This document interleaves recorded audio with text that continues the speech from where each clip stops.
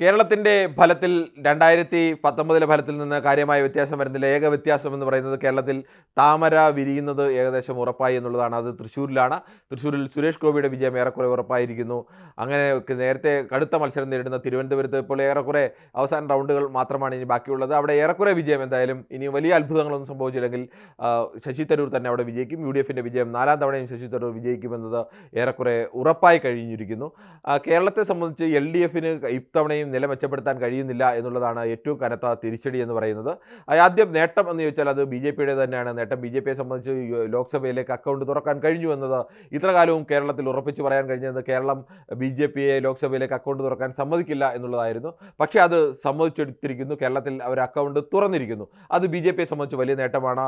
BJPക്ക് അപ്പുറം വോട്ട് പിടിക്കാൻ ശേഷിയുള്ള സുരേഷ് ഗോപി എന്ന നേതാവ് കഴിഞ്ഞ 3-4 വർഷമായി തന്നെ തൃശ്ശൂർ കേന്ദ്രീകരിച്ച് പ്രവർത്തിച്ചുകൊണ്ട് അദ്ദേഹത്തിനെതിരെ നിരവധി വിവാദങ്ങളൊക്കെ ഉണ്ടായെങ്കിലും അല്ലെങ്കിൽ ട്രോളുകളോ തമാശകളോ ഒക്കെ ഉണ്ടായെങ്കിലും അതെല്ലാം ഒടുവിൽ അദ്ദേഹത്തിന് അനുകൂലമായി ഭവിച്ചു എന്ന് വേണം കരുതാൻ. അവിടെ ഒരു വലിയ വിജയത്തിലേക്കാണ്, വലിയ ഭൂരിപക്ഷത്തിൻ്റെ വിജയത്തിലേക്കാണ് സുരേഷ് ഗോപി നീങ്ങുന്നത്. സ്വാഭാവികമായും ആ വോട്ട് ബാങ്കിൽ കഴിഞ്ഞ തവണ LDFിൽ ലഭിച്ച വോട്ടിനേക്കാൾ കൂടുതൽ വോട്ട് 6000-7000 വോട്ട് കൂടുതൽ നിലവിൽ തന്നെ സുനിൽകുമാർ ലഭിച്ചിട്ടുണ്ട്. പക്ഷേ കോൺഗ്രസിൻ്റെ വോട്ടിനകത്ത് ഏകദേശം 1 ലക്ഷത്തോളം വോട്ടിൻ്റെ കുറവ് ഉണ്ടായിട്ടുണ്ട്. പക്ഷേ കോൺഗ്രസിൻ്റെ വോട്ട് മാത്രമാണ് BJPയിലേക്ക് പോയതെന്ന് പറയാൻ കഴിയില്ല.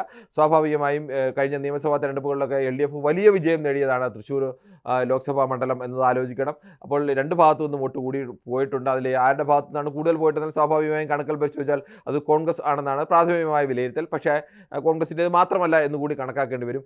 എന്തായാലും ഈ രണ്ട് പാർട്ടികളെ സംബന്ധിച്ചിടത്തോളം, രണ്ട് മുന്നണികളെ സംബന്ധിച്ചിടത്തോളം അത് കനത്ത തിരിച്ചടി തന്നെയാണ്.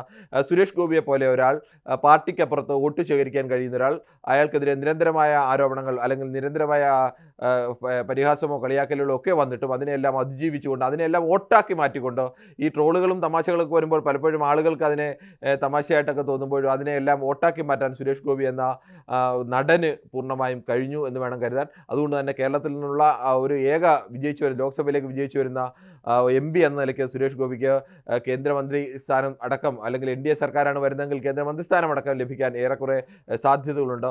ഇവിടെ കനത്ത തിരിച്ചടി എന്തുകൊണ്ടുണ്ടായെന്നത് രണ്ട് പാർട്ടിയിലും, CPMലായാലും CPIയിലായാലും അതോടൊപ്പം തന്നെ കോൺഗ്രസിലായാലും വലിയ തരത്തിലുള്ള ചർച്ചകൾക്കും വിവാദങ്ങൾക്കും ഒക്കെ വഴിതെളിക്കാൻ സാധ്യതയുള്ള ഒരു വിജയം കൂടിയാണ് സുരേഷ് ഗോപിയുടേത്.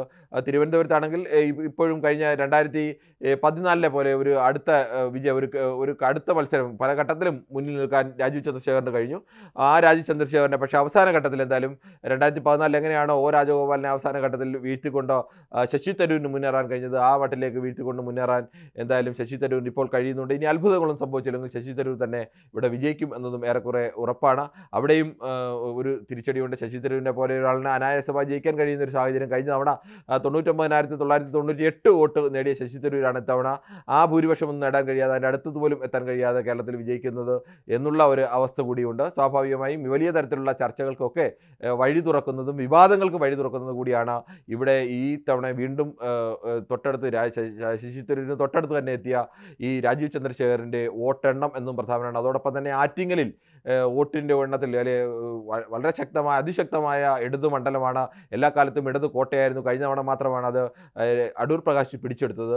അവിടെ 3ാം സ്ഥാനത്ത് നിൽക്കുന്ന മുരളീധരൻ, 3ാം സ്ഥാനത്ത് എന്ന് പറയുമ്പോൾ തൊട്ടടുത്ത് തന്നെയുണ്ട്. അവിടെ ജോയിയുടെയോ അല്ലെങ്കിൽ ഇപ്പോൾ നിലവിൽ അടൂർ പ്രകാശാണ് മുന്നിൽ നിൽക്കുന്നതെങ്കിൽ അടൂർ പ്രകാശും ജോയും തമ്മിലുള്ള വ്യത്യാസം 1000-ൽ താഴെ മാത്രമാണ്. ചിലപ്പോൾ അത് മാറി മറിയാൻ സാധ്യതയുണ്ട്. എന്തായാലും 3ാം സ്ഥാനത്ത് നിൽക്കുന്ന ആൾ 10,000-ൽ താഴെ വോട്ടിൻ്റെ മാത്രം വ്യത്യാസത്തിലാണ്. കേരളത്തിലെ ഏതെങ്കിലും ഒരു മണ്ഡലത്തിൽ 3 സ്ഥാനാർത്ഥികൾക്കും ഏറെക്കുറെ തുല്യമായ വോട്ട് ലഭിച്ചിട്ടുണ്ട് എങ്കിൽ അത് ആറ്റിങ്ങലാണ്. അവിടെ ഏറ്റവും കനത്ത തിരിച്ചടി നേരിടാൻ പോകുന്നത്, അല്ലെങ്കിൽ അവിടെ തിരിച്ചടി എന്ന് പറയാൻ കഴിയുന്നത് കോൺഗ്രസിനപ്പുറത്തേക്ക് ഇടതു പാർട്ടികൾ കൂടിയാണ്. ഒരു കാരണവശാലും അവിടെ ഇടതു പാർട്ടികൾക്ക് അത്രത്തോളം ശക്തമായ കഴിഞ്ഞ തവണ ഒരു പ്രത്യേക സാഹചര്യത്തിലാണ് അടൂർ പ്രകാശിന് ജയിക്കാൻ കഴിഞ്ഞത്. പക്ഷേ ഇടതു പാർട്ടികൾക്ക് നിയമസഭാ തെരഞ്ഞെടുപ്പായാലും പഞ്ചായത്ത് തെരഞ്ഞെടുപ്പായാലും ലോക്സഭാ തെരഞ്ഞെടുപ്പായാലും വലിയ ജനകീയ അടിത്തറയുള്ളതാണ്. പ്രത്യേകിച്ച് ഇടതു വിഭാഗത്തിന് തുടർച്ചയായി വോട്ട് ചെയ്യുന്ന ജാതിമത വിഭാഗങ്ങളുടെയൊക്കെ വലിയ കോൺസെൻട്രേഷനുള്ള സ്ഥലം കൂടിയാണ്. അവിടെയാണ് ഇടതിന് അടിപതറുന്നത് എന്നുള്ള ഒരു പ്രധാനപ്പെട്ട ചോദ്യം കൂടിയാണ്. അത്തരം ചില എന്തുകൊണ്ടാണ് ഇത് സംഭവിക്കുന്നത്, അല്ലെങ്കിൽ അത്തരം ചില തിരുത്തലുകൾക്കോ ചർച്ചകൾക്കോ ഒക്കെ ഇടതുമുന്നണിക്കകളിലും CPMനുള്ളിലുമൊക്കെ വരാൻ സാധ്യതയുള്ള ഒരു വിഷയം കൂടിയാണ് ഈ മുരളീധരൻ നേടുന്ന ഇത്രയധികം വോട്ട് എന്നത്. എന്നാലും അവിടെ ആശ്വസിക്കാം, വി മുരളീധരൻ 2ാം സ്ഥാനത്തെത്തും, വിജയിക്കുമെന്നൊക്കെ പ്രതീക്ഷിക്കുമ്പോഴും 3ാം സ്ഥാനത്തേക്ക് തള്ളാൻ കഴിയുന്നത് സ്വാഭാവികമായും വോട്ടിൻ്റെ എണ്ണം കുറവാണെങ്കിൽ പോലും അത് ഇടത് പാർട്ടികളെ സംബന്ധിച്ചിടത്തോളം വലിയ ആശ്വാസം തന്നെയാണ്. അല്ലെങ്കിൽ ഇനി മറിച്ച് ഏറ്റവും അവസാനം വിജയത്തിൽ മാറ്റം വന്നു കഴിഞ്ഞാൽ അത് കോൺഗ്രസിനായാലും അത് ആശ്വാസം തന്നെയാണ്. 1ഉം 2ഉം സ്ഥാനത്ത് ഞങ്ങൾ രണ്ടുപേരും തന്നെയാണ് നിൽക്കുന്നത്, 2ാം സ്ഥാനത്തേക്കോ 1ാം സ്ഥാനത്തേക്കോ കയറാൻ BJP അനുവദിച്ചില്ല എന്ന് പറയുമ്പോൾ അത് ആശ്വാസമാണെങ്കിൽ പോലും വോട്ടെണ്ണം ഭാവിയിലെ വോട്ടുകൾ കൂടി ആശങ്കപ്പെടുന്നത് കൂടിയാണ്. എന്തായാലും കേരളത്തിലെ ഫലത്തിന് ഇനി കാര്യമായ വ്യത്യാസങ്ങൾ വരാനില്ല. UDFൻ്റെ വലിയ തേരോട്ടം തന്നെയാണ്. സ്വാഭാവികമായും കേന്ദ്രത്തിൽ ഒരു BJP ഇതര സർക്കാർ വരണമെന്ന് ആഗ്രഹിക്കുന്ന കേരളത്തിലെ മഹാഭൂരിപക്ഷം വരുന്ന ആളുകൾ അവർ കൂടുതൽ വിശ്വാസത്തിലെടുത്തത് കോൺഗ്രസിനെയാണ്. കോൺഗ്രസിൻ്റെ നേതൃത്വത്തിൽ ഒരു ഭരണം വരണം എന്നാണ് മലയാളികൾ ആഗ്രഹിച്ചത്.